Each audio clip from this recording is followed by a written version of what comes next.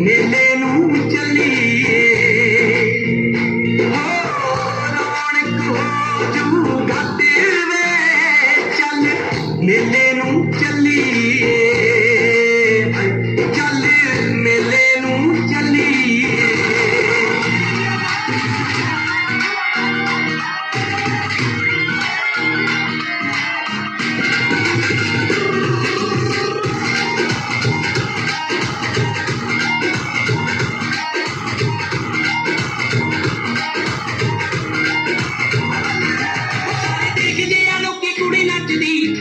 किंदे विच जावे थोड़ा पट्टदी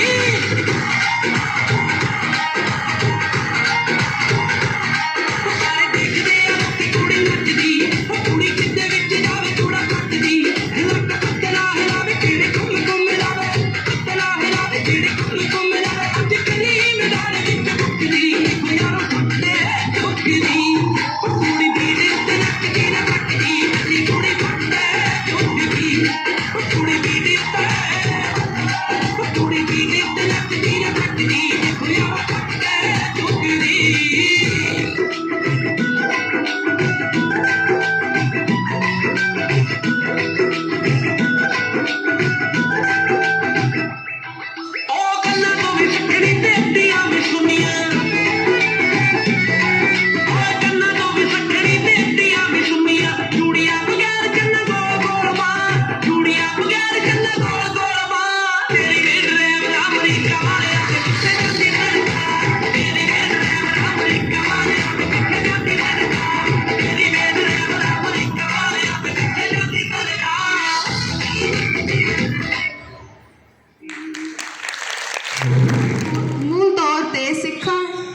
जुड़ी हुई है।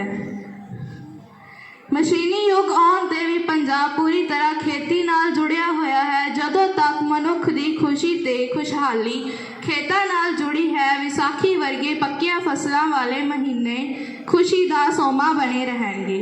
कणक प्रमुख फसल है जिस विच सारे साल दी रोटी दी तस्वीर झलकदी है। सुनहरी सिट्टे जदों हवा विच लहराउंदे हन तां मन विच भावनावां दे तूफान उठदे हन। अज कणकां दीयां फसलां पक्कियां हसदियां पईयां जट दीयां अखियां। 13 अप्रैल 1699 विसाखी वाले दिन सिखां दे 10वें गुरु गोबिंद सिंह जी ने खालसा प्रगट किया। खालसे का रूप प्रगट क्यों किया? यह एक विशेष घटना है। जदों दिल्ली के चांदनी चौक विच 9वें गुरु श्री गुरु तेग बहादुर जी का सीस तेग नाल धड़ तो अलग कर दिता तां उस समय के दृश्य नूं गुरु गोबिंद सिंह जी ने भाई जेता जी तो पूछया, उस समय गुरु जी नूं शहीद किया ते उत्थे किन्ने सिंह मौजूद सन? तां भाई जेता जी ने कहा कि उत्थे इतनी भीड़ विच उत्थे ये भी नहीं सी पता लग रहा कि कौन सिख है ते कौन नहीं। 1699 नूं विसाखी वाले दिन गुरु गोबिंद सिंह जी ने आनंदपुर साहिब विखे भारी दीवान लाया। लोकां नाल भरपूर इकट्ठ विच गुरु जी ने नंगी तलवार लैके उन्हां दे सिर देण लई कहा। एक एक करके 5 प्यारे उठे। गुरु जी ने पंज प्यारिਆਂ ਦਾ ਨਾਂ ਦਿੱਤਾ। पहले प्यारे भाई दया सिंह जी, दूजे भाई हिम्मत सिंह जी, तीजे भाई धर्म सिंह जी, चौथे भाई मोहकम सिंह जी ते पंजवें भाई साहब सिंह जी। गुरु जी ने आप उन्हां तो अमृत प्राप्त करके गोबिंद राय तो गुरु गोबिंद सिंह जी सजे ते कहा, वाहो वाहो गोबिंद सिंह आपे गुरचेला। इस तरह गुरु जी ने खालसेपन का ऐसा रूप साजिया जिस दी पछाण दसन की जरूरत नहीं पैंदी ते गुरु जी ने कहा, खालसो मेरो रूप है खालस, खालसे मैं हूँ करो निवास। वाहिगुरु जी का खालसा, वाहिगुरु जी की फतेह।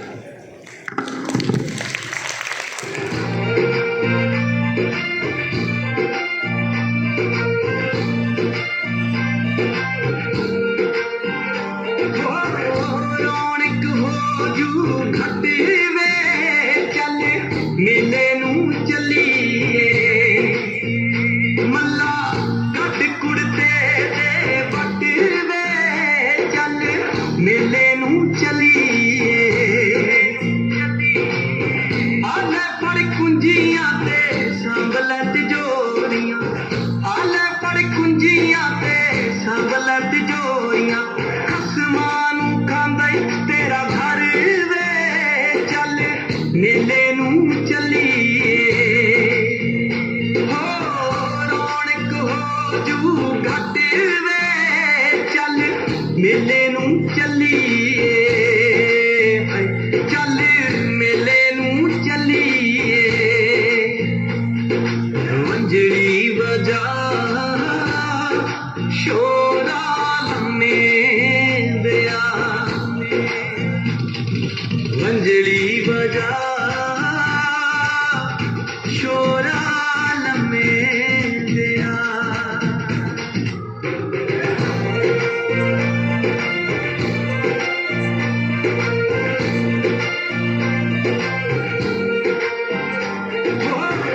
रौनक हो जू घट वे चल मेले नूं चलीए मल्ला कट कुड़ते दे बट वे चल मेले नूं चलीए आले फड़ कुंजियां ते सांभला तिजोरियां आले फड़ कुंजियां ते सांभला तिजोरियां खसमां नूं खांदा ई तेरा घर वे चल मेले नूं चलीए हो रौनक हो जू घट वे चल मेले नूं चलीए चल मेले नूं चलीए वंजड़ी बजा शोरा लम्मे दिया वंजड़ी बजा शोरा लम्मे दिया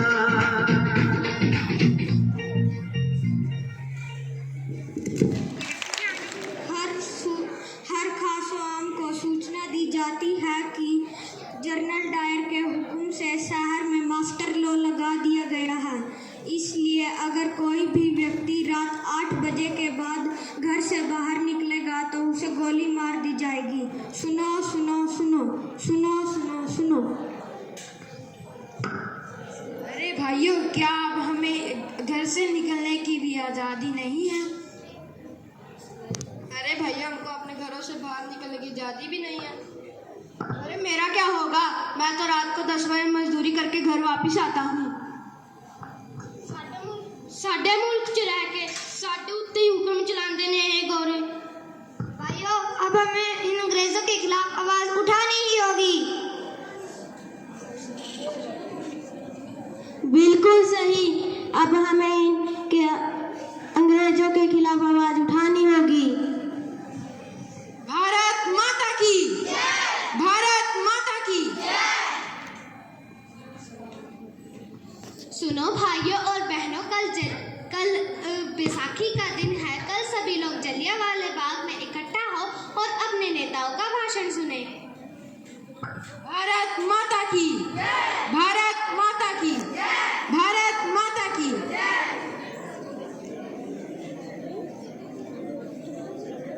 इनकलाब, इनकलाब, जनरल डायर, जनरल डायर।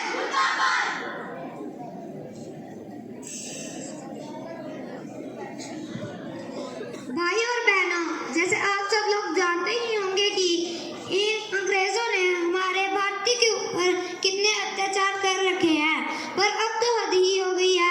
हमें अपने घरों से बाहर निकलने की भी आज़ादी नहीं है। आओ भाइयों और बहनों, हम मिलकर इस अंग्रेजी सरकार का विरोध करते हैं। अंग्रेजी सरकार, अंग्रेजी सरकार, इनकलाब, इनकलाब।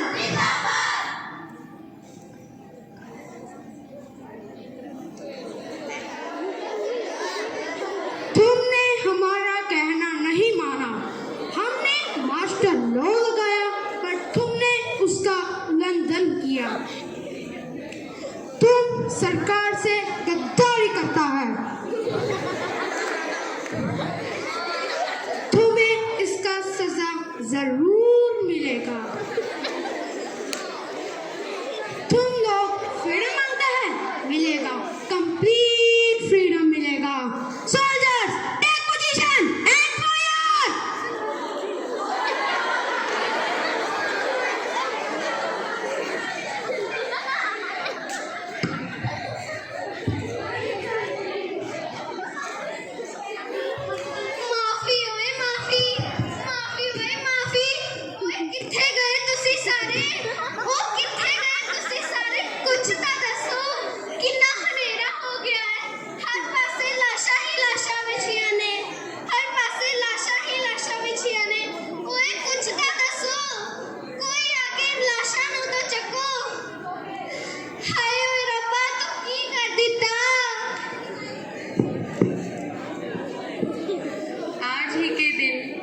जलियांवाला बाग में हजारों मासूमों की बलि चढ़ी थी। आज ही के दिन छाया था सन्नाटा पंजाब में और बैसाखी की खुशियों पर गोरों की बुरी नज़र लगी थी। मगर इस भयानक मंजर के बाद भी अगर मुस्कुरा रहा है भारत, तो हर भारतीय का फर्ज है कि करे आज और हर दिन शहीदों को नमन, और करे आज और हर दिन शहीदों को नमन। जय हिंद, जय Bharat. And finds in the best of spirit. Today I Yes. am here to deliver a speech on Baisakhi. The festival of Baisakhi is really auspicious and brings joy in everyone's life, as during this time rabi crops are harvested. Some famous lines of related to Baisakhi are: सूरज आज उच्चतम ਸਿਖਰਾਂ ਤੇ ਇੱਕ ਅਗਨੀ ਸਾਗਰ ਵਿੱਚ ਤਰੇ, ਅੱਜ ਰੰਗ ਸੁਨਹਿਰੀ ਕਣਕਾਂ ਦਾ ਦਿਲ ਉੱਤੇ ਮੁਦਰਾ ਮੰਗ ਲੜੇ। Some famous line of Baisakhi in Hindi are: देखो आ गया बैसाखी का त्योहार, चारों तरफ है छाई फसल की बहार। The word Baisakhi is derived from Vaishakh, the second month in the Hindu calendar. Baisakhi is primarily observed with the majority of the festivities occurring in Punjab, Haryana and parts of western Uttar Pradesh. The first day of Baisakhi month, like Pohila Boishakh, is celebrated to mark the beginning of the Bengali New Year. In Assam, Boheg Bihu is celebrated to commemorate the Assamese New Year. While in Tamil Nadu, Puthandu marks the beginning of the Tamil New Year. Thus, Baisakhi holds a special place in several Indian states. Various delicacies are prepared during this festival and gifts are exchanged among relatives and friends. At last, some lines are: नए दौर नए युग की शुरुआत, सत्यता कर्तव्यता हो सदा साथ। बैसाखी का यह सुंदर पर्व सदैव याद दिलाता है मानवता का पाठ। May Vaheguru bless you with growth, health and peace on this festival of harvest. Happy Baisakhi to all. Have a wonderful day. Thank you so much.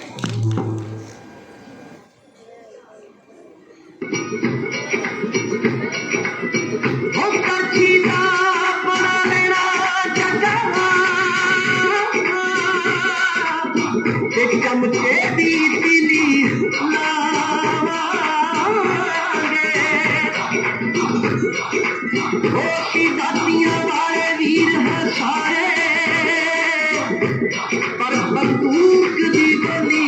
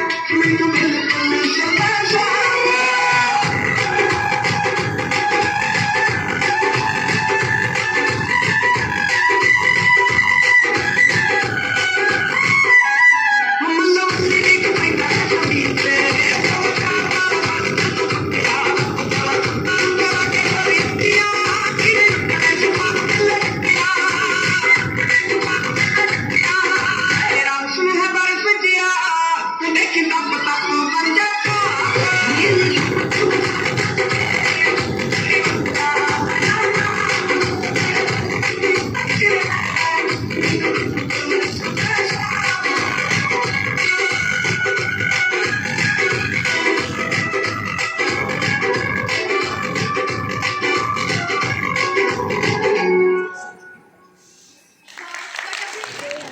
First of all,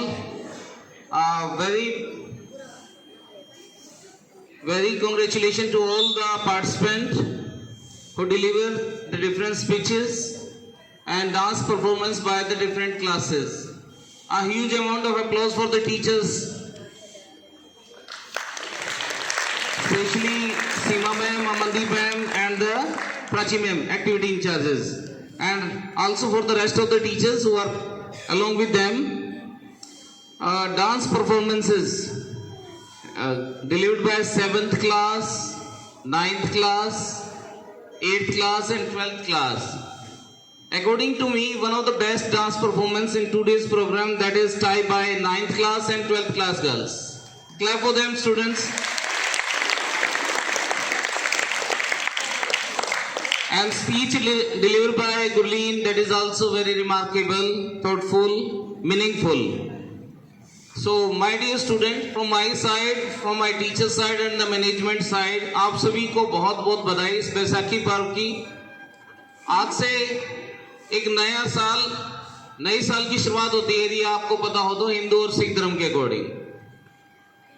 Baisakhi का पर्व पूरे इंडिया में अलग अलग नेम से बड़े हर्षोल्लास से मनाया जाता है, और पंजाब और हरियाणा में तो इसका बहुत ही विशेष महत्व है। आज ही के दिन हम गेहूं की कटाई का आरंभ करते हैं, तो यदि आप ध्यान से देखो, हवा में भी एक खुशबू है गेहूं की,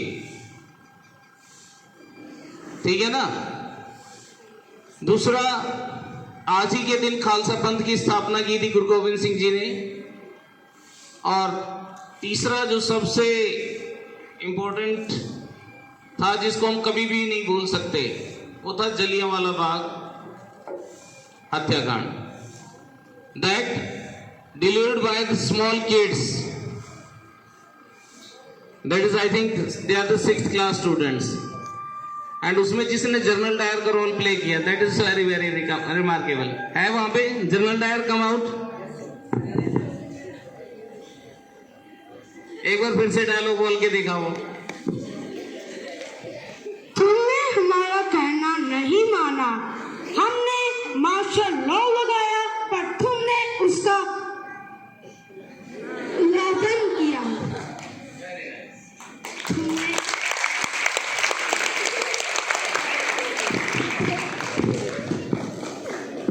So my dear students, see the confidence in this role play and the voice pitch. Similarly, senior student can also do much better if they also participate in such type of events. This is the platform for them. आगे universities colleges में जाएंगे, वहां पे participate करोगे। यदि आपने यहाँ पे पार्टिसिपेट कर रखा है तो आपको कोई प्रॉब्लम आनी नहीं। ये फुल ऑफ कॉन्फिडेंस। ये स्टूडेंट्स,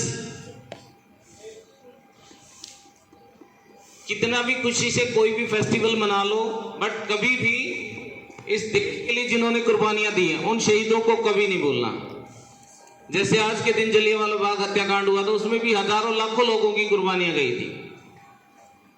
ठीक है, हमने रोल प्ले को सिर्फ एक समझ ले तो एक सीन क्रिएट था, हमने एंजॉय किया इसको, बट एक्चुअल में जब ये चीज हुई थी तो देखो ना, कितने लाखों घरों की जो रोशनी वो चली गई, छोटे छोटे बच्चे, छोटी छोटी माताएं, बहनें। तो हम इतने लाखों लोगों की कुर्बानियों के बाद ये फेस्टिवल मना रहे हैं, तो इसका बहुत ही विशेष महत्व है। उन्होंने इस देश की आजादी के लिए बहुत कुछ किया है, बट आज क्या हो रहा है? एक दूसरे के साथ किसी न किसी चीज पे लड़ाई झगड़े करे, धर्म के नाम पे, किसी भी चीज के नाम पे। जबकि आजादी के समय कोई भी इस तरह का धर्म के अंदर कुछ डिस्प्यूट था ही नहीं। हिंदू, मुस्लिम, सिख, ईसाई सब ने मिलकर, सबका अपना महत्व है, सबका अपना योगदान था इस देश की आजादी के लिए। हम किसी विशेष समुदाय को नहीं बोल सकते कि उसने कुछ नहीं किया। तब सभी भारत देश की आजादी के लिए लड़ रहे थे। तब सभी के अंदर एक ही जुनून था कि ये बाहर वाले आके यहाँ पे हमारे ऊपर हुकूमत कैसे कर रहे हैं। चाहे कोई सत्याग्रह से कर रहा हो, गांधी को मारने वाला, वो उनका भी एक विशेष योगदान था, या ग्राम दल के जो नेता थे भगत सिंह, लाला लाजपत राय, सुखदेव और भी बहुत सारे थे। So my dear student, again आप सभी को बहुत बहुत इस बैसाखी पर्व की शुभकामनाएं। बड़े हर्षोल्लास से अपने परिवार के साथ, अपने दोस्तों के साथ इसे मनाएं, बट कभी भी इस चीज को मत भूलना जो शहीदों ने हमारे लिए कुर्बानी दी है। एक बार जोर से बोलेंगे उन शहीदों के लिए, वंदे वंदे, जय हिंद।